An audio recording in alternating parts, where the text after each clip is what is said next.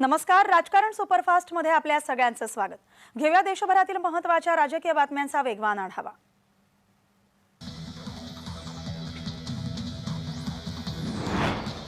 मराठा आरक्षणासंदर्भात नितेश राणे आज विधानसभेत आक्रमक झाल्याचं पाहायला मिळालं. शिंदे शिवरायांची खोटी शपथ घेणार नाही असं वक्तव्य करून फक्त फडणवीसांवरच ठरवून टीका केली जात असल्याचं नितेश राणे म्हणाले.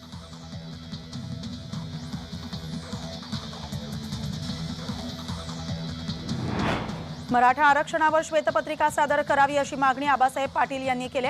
मराठ्यांच्या आरक्षणासाठी आजवर कुणी काय केलंय ते कळू द्या, मराठा समन्वयक आबासाहेब पाटील यांनी ही मागणी केली.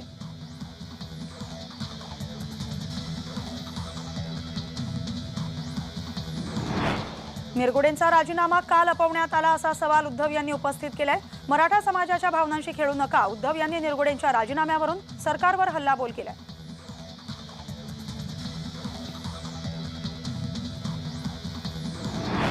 राजीनाम्यांमागे महाविकास आघाडीचा हात असल्याचं फडणवीस म्हणालेत. निरगुडे यांनी व्यक्तिगत कारणासाठी राजीनामा दिला.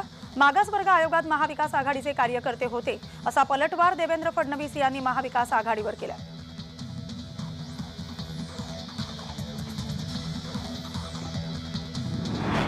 अजित पवार यांनी केंद्र सरकारला पत्र पाठवले. साखर कारखान्यांची इथेनॉल निर्मितीत मोठी गुंतवणूक आहे, त्यामुळे केंद्र सरकारनं फेरविचार करावा. पत्राद्वारे अजित पवार यांनी केंद्र सरकारला ही विनंती केलेली.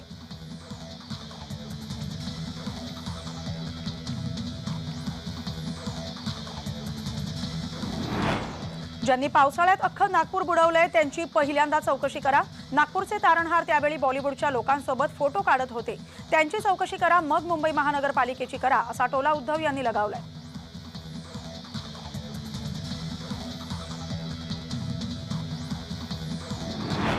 रोहित पवार यांची युवा संघर्ष यात्रा आज नागपुरात पोहोचली. मात्र पोलिसांनी ही यात्रा अडवली, त्यामुळे नागपूरमध्ये मोठा राडा झालाय. पोलिसांकडून यात्रेतील कार्यकर्त्यांची धरपकड करण्यात आली.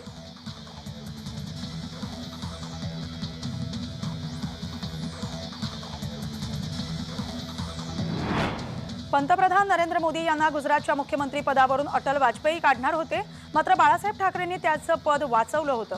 आता ते आमच्या मागे लागलेत अशी टीका करून 2024 मध्ये मोदी शहांचं सरकार जाणार ही आमची गॅरंटी आहे असा टोला लगावण्यात आलाय.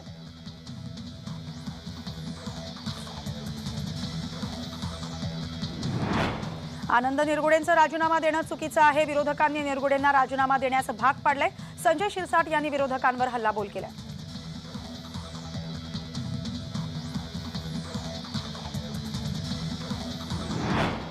अखेर राजस्थानमध्ये भाजपानं भाकरी फिरवली आहे. छत्तीसगड, मध्य प्रदेश नंतर भाजपनं राजस्थानमध्येही मुख्यमंत्रीपदी नवा चेहरा आणलाय. आता भजनलाल शर्मा हे राजस्थानचे नवे मुख्यमंत्री असतील, तर दिया कुमारी आणि प्रेमचंद बैरवा हे दोन नवे उपमुख्यमंत्री असतील.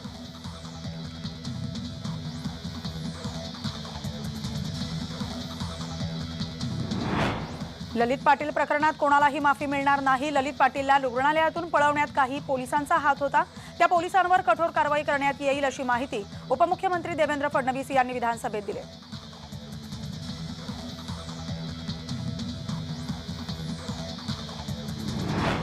राज्य सरकारनं आतापर्यंत ड्रग्ज प्रकरणात मोठ्या कारवाई केल्यात. राज्यातील जवळपास 2000 पानटपऱ्यांवर कारवाई केली. आता जर ही कारवाई केली नाही तर भविष्यात लहान मुलं नशेच्या विळख्यात सापडू शकतात असं फडणवीस म्हणाले.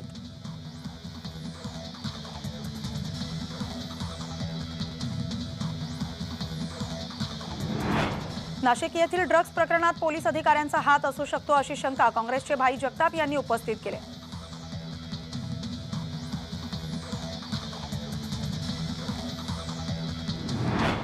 जुनी पेन्शन योजना लागू करावी यासाठी राज्यातील कर्मचाऱ्यांनी विधानभवनावर मोर्चा काढला. यावेळी उद्धव यांनीही या मोर्चाला हजेरी लावली.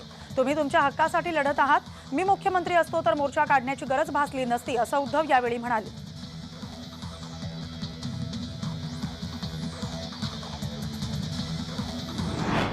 राज्य मागासवर्ग आयोगाचे अध्यक्ष निवृत्त न्यायमूर्ती आनंद निरगुडे यांनी त्यांच्या पदाचा राजीनामा दिलाय. मुख्यमंत्र्यांनी त्यांचा राजीनामा स्वीकारलाय. यामुळे मराठा आरक्षणाला सहाय्यभूत ठरेल अशी माहिती राज्य मागासवर्ग आयोगाकडून मिळण्याच्या राज्य सरकारच्या प्रयत्नांना धक्का बसलाय.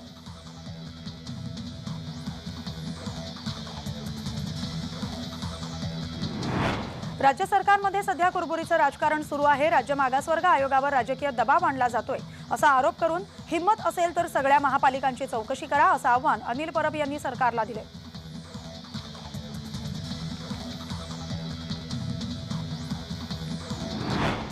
आनंद निरगुडेंचा राजीनामा देणं हे चुकीचं आहे, मात्र त्यांना विरोधकांनीच राजीनामा देण्यास भाग पाडलाय असा आरोप संजय शिरसाट यांनी केलाय।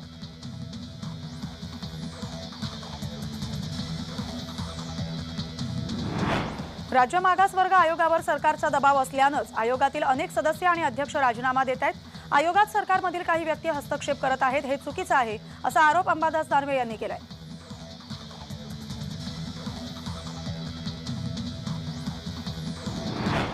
राज्य मागासवर्ग आयोगाचे अध्यक्ष आनंद निरगुडेंवर कोणताही दबाव नव्हता। राजीनामा दिल्यावर निरगुडेंनीही याबाबत काही सांगितलेलं नाही अशी प्रतिक्रिया शंभूराज देसाई यांनी दिली।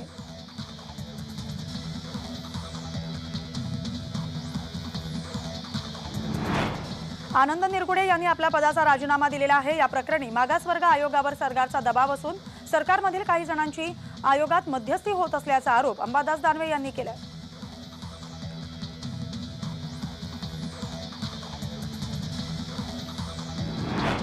राज्य मागासवर्ग आयोगाचा राजीनामा दिल्यानंतर लक्ष्मण हाके यांना नोटीस बजावण्यात आले। उद्धव गटाचे प्रवक्ते असल्याचं कारण देत मागासवर्ग आयोगाच्या सदस्यत्वाचा राजीनामा दिलेल्या लक्ष्मण हाके यांना कारणे दाखवा नोटीस बजावण्यात आले।